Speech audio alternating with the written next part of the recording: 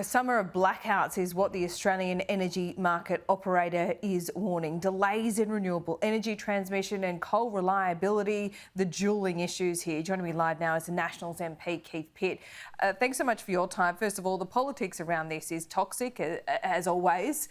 There's a blame game going on. So let me ask you, do you take any responsibility for the 10 years in which your side of politics was in power? Did you not do enough in the renewable energy space? Laura, if saying I told you so would make a difference, I'd say I told you so. But this is the reality of where we're at. What's causing the grief with intermittent wind and solar are the Labor proposals to actually accelerate those installations, to accelerate those costs, to accelerate those transmission lines. And you'll be replacing what is incredibly reliable and has been reliable for decades in terms of coal-fired power stations with something which is not. It's that easy. But you signed up to net zero. So when were you going to make the transition?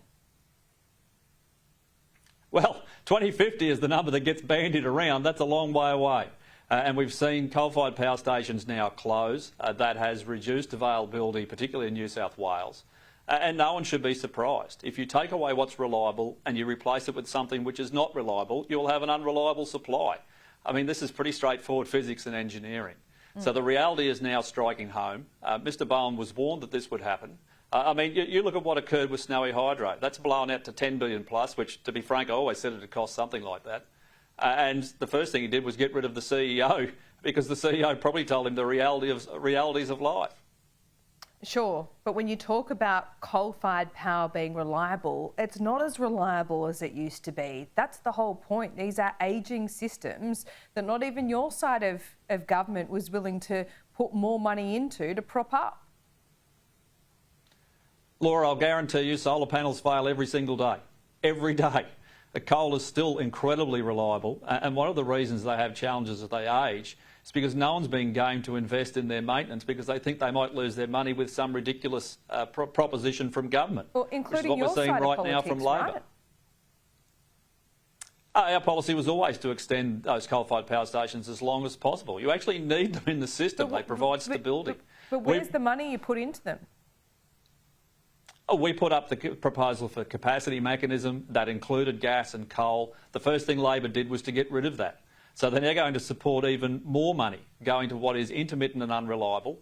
We knew that we desperately needed to keep coal and gas in the system. That's why the capacity mechanism was put forward. And it's still there, but they've struck out the things that will actually make it work. OK, so say you win the next election. How are you going to fix this?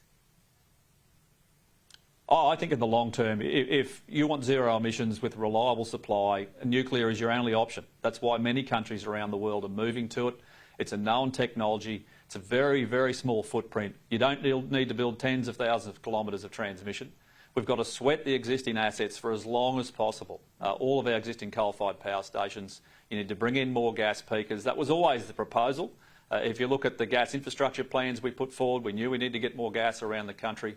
But you've got problems with the states. Victoria won't bring gas on. They're one of the challenges now in terms of potential shortfalls. I mean, South Australia gets put up as this great renewable winner. Well, they keep the lights on with diesel generators, hundreds of millions of dollars worth.